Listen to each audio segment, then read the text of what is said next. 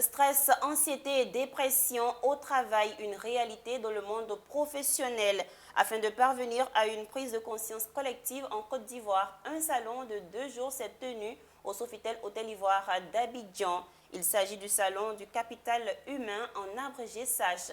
C'est ce dont nous allons parler dans ce nouveau numéro de la matinale Business Matin. Madame, Monsieur, bienvenue.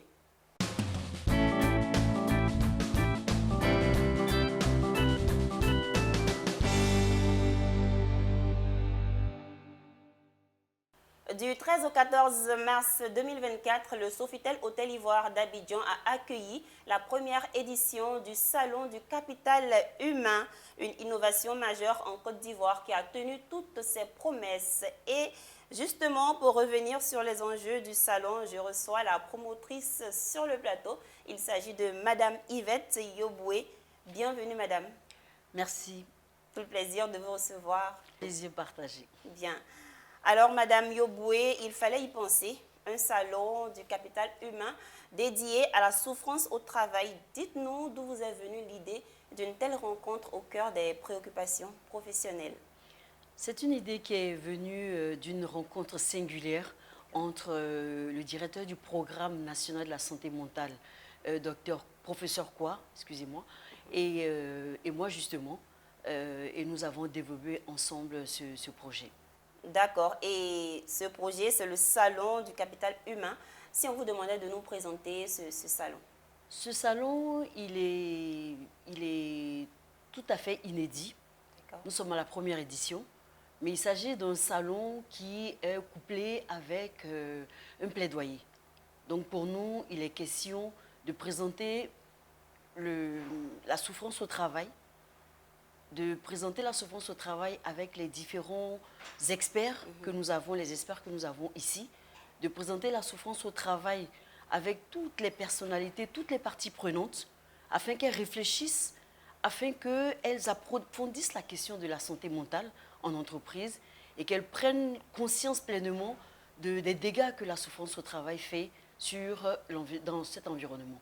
Et donc, nous avons prévu donc ce salon pour qu'il y ait des discussions et c'est ce qui a été fait. Des discussions en vue de trouver des solutions. En vue de trouver des solutions, mais surtout, non, les solutions sur le champ, non, puisque les solutions sont un peu du ressort de l'État de Côte d'Ivoire. Mais c'est surtout de faire un plaidoyer à l'endroit de l'État de Côte d'Ivoire afin que, dorénavant, la santé mentale, pour ne pas dire les maladies de santé mentale, soient prises en charge par l'État de Côte d'Ivoire. D'accord. Et le SACH 2024, c'est-à-dire Salon du capital humain, a été animé de discussions, de témoignages. Alors, que retenir aux sorties des panels sur les thèmes concernant la souffrance au travail? Dites-nous. Pour moi, les points saillants vont aller, par exemple, sur la nécessité de former les médecins d'entreprise pour qu'ils aient une meilleure vue sur la santé mentale et qu'ils puissent prendre en charge très rapidement ou du moins même prévenir la santé mentale, prévenir les maladies mentales en entreprise. Le deuxième point qui m'a personnellement touchée, c'est le fait qu'il faille dorénavant afficher les lois concernant la santé mentale en entreprise pour que le personnel, pour que tout le monde s'en imprègne. Et c'est une obligation légale. Et ça, c'était important de le savoir. Ensuite, il y a le fait qu'il faille aussi créer un environnement qui puisse éloigner le personnel du stress et donc un environnement convivial pour le personnel afin que l'entreprise devienne un lieu de vie. Et un autre point aussi qui m'a beaucoup marqué, c'est véritablement le fait de pouvoir que tous les assureurs soient d'accord pour qu'il y ait une prise en charge effective au niveau des assurances. Et si vous l'avez remarqué, la CNPS, toutes les structures, la CEGRAE, la CEMU étaient présentes, se sont impliquées, mais véritablement dans ce salon. Et donc, toutes ces structures sont d'accord pour une prise en charge effective au niveau des caisses de prévoyance. Et ça, je pense que c'est un bon point que l'État de Côte d'Ivoire devra considérer. D'accord. Et comment vous jugez donc le bilan de cette première édition? Alors, il y a quelqu'un qui m'a écrit, pour une première, ce fut un coup de maître. C'est vraiment en toute humilité, je dois dire que nos attentes ont été largement dépassées. Déjà, de par la qualité de nos panélistes, nous avons eu par exemple le professeur Delafosse, qui est une éminence en Côte d'Ivoire. Nous avons eu l'OMS, nous avons eu le PNUD, nous avons eu d'éminents panélistes et cela nous a réjoui le cœur. Nous avons même l'Institut de cardiologie qui nous a fait venir un médecin. Et pour nous, pour une première édition, la confiance qui nous a été donnée est incommensurable et nous sommes véritablement heureux de la tenue de ce salon.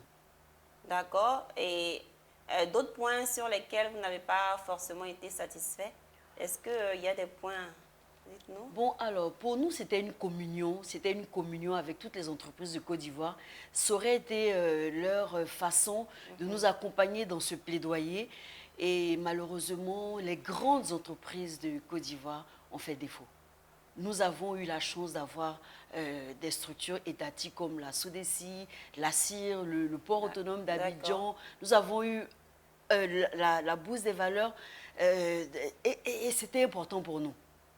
Nous aurions voulu avoir, nous avons eu la chambre de commerce ivoirienne, nous aurions voulu avoir par exemple les autres chambres de commerce qui sont en Côte d'Ivoire et ça aurait été une vraie communion, mais nous espérons que pour l'année prochaine, ça va se faire. Voilà, cela va se faire et ce sera vraiment avec beaucoup de bonheur. D'accord.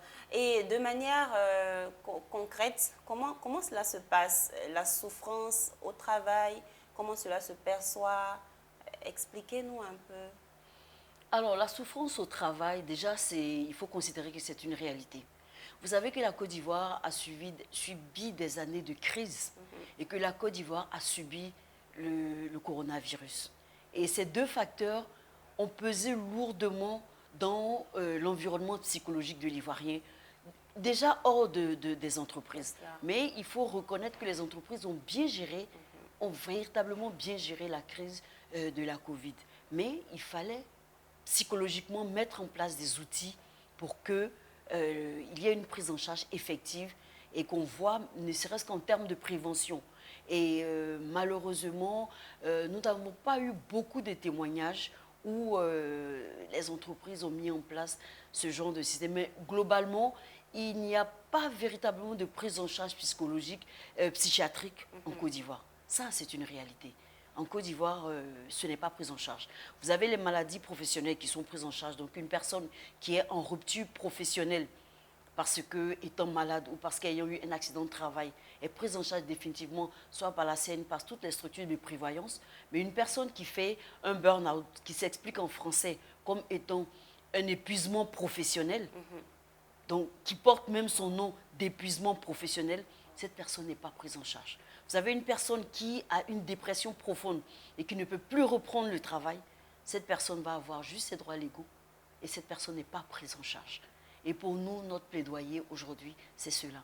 C'est un salon, on va dire, c'est un salon social, c'est un salon qu'on dira humanitaire.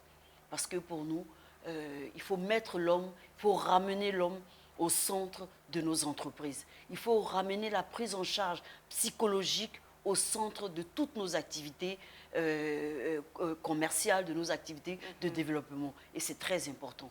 Et donc, c'est en cela qu'aujourd'hui, nous avons fait ce salon pour interpeller, ou du moins pour donner un certain nombre d'informations à l'État de Côte d'Ivoire et lui dire qu'il faut dorénavant tabler. On ne dit pas qu'aujourd'hui, il faut nous trouver des solutions, mais on dit qu'il faut même proposer des activités, proposer des tables rondes, des forums, emmener les gens à pousser la réflexion pour que la santé mentale en Côte d'Ivoire soit prise en charge. À vous entendre parler, on sent beaucoup de passion dans ce que vous dites dans le sujet de la santé mentale. Est-ce que vous avez une expérience particulière? Oui, malheureusement, je vais dire malheureusement, mais en même temps, comme on dit, Dieu faisant bien les choses, il a fallu que je passe par là pour que je comprenne jusqu'à quel point c'est un parcours du combattant pour le travailleur aujourd'hui. moi, j'ai malheureusement fait un burn-out, donc un épuisement professionnel. Déjà, moi, je ne comprenais pas ce que c'était, je ne savais pas ce que c'était, et ce n'était pas non plus dans mon environnement professionnel ou dans mon environnement immédiat que les autres savaient ce que j'avais. Donc, c'est une fois à l'hôpital que le médecin a mis un doigt dessus, me dit, madame, vous êtes en épuisement professionnel, vous faites un burn-out. Et malheureusement, j'ai eu droit à des moqueries où on m'a dit, ah, mais on nous a dit que tu étais folle. Donc, ça veut dire que voilà, il y a véritablement une méconnaissance même des maladies de la santé, des maladies en termes de santé mentale. D'accord, donc il faut en parler aussi autour de soi, ou souvent on ne s'en rend même pas compte. Exactement, c'est-à-dire que moi, je ne me suis pas rendu compte, c'est le médecin qui m'a dit, madame, vous êtes en train de faire un burn-out. Et ce qui est bien, c'est que moi, naturellement, dès que j'ai un bobo, je cours à l'hôpital. Et tout de suite, je me suis fait aider. Et c'est cela. Pour moi, de rendre ce témoignage, c'est surtout de dire à toutes les personnes, dès qu'elles se sentent épuisées, mais un épuisement qu'elles ont du mal à comprendre, dès qu'elles se sentent épuisées, il faut aller vers les services sanitaires. Dès qu'elles ont, par exemple, le soir, elles ont des troubles qu'elles n'ont pas l'habitude d'avoir, elles se réveillent en sursaut, en sudation, etc. Il faut qu'elles s'adressent au médecin, même d'entreprise, qui va déjà les conduire vers les centres spécialisés. D'accord. Alors, le Salon du capital humain, c'est une première aujourd'hui, mais vous n'allez pas vous arrêter là. Quelles sont les perspectives ou ce à quoi nous devons nous attendre? Alors déjà, nous avons fermé les portes de l'édition 2024 et tout de suite, nous sommes au travail parce que nous sommes en train de finaliser le livre blanc qui va être remis aux autorités ivoiriennes en présence, on espère, du ministre de la Santé et du ministre de l'Emploi pour porter cela au gouvernement de Côte d'Ivoire, donc peut-être au Premier ministre, nous espérons aussi, et que les travaux puissent continuer pour que la santé mentale soit prise en charge en Côte d'Ivoire. Et il faut dire que nous avons un point de satisfaction. Dites-nous. C'est que dès le premier jour du salon, au soir du premier jour du salon, donc mercredi dernier, l'État de Côte d'Ivoire a mis en place une commission pour la santé mentale au travail. Et véritablement, cela nous réjouit. Vraiment, ça nous réjouit les acteurs. Et nous remercions très sincèrement toutes les parties prenantes qui déjà se sont mobilisées. Nous remercions particulièrement tous les experts majoritairement ivoiriens qui nous ont gratifiés de présentation de qualité. Nous remercions le PNUD, nous remercions l'OMS, nous remercions toutes les personnes qui nous ont fait confiance. Déjà pour une première édition, nous avons pu faire ça le comble et cela, c'est une satisfaction personnelle, c'est une satisfaction pour tous ceux qui nous ont fait confiance. Merci Madame Yoboué, c'est la fin de notre entretien. Je vous en prie. Et nous allons vous demander votre mot de fin, au-delà des remerciements. Alors, le mot de fin, c'est véritablement le plaidoyer que je relance.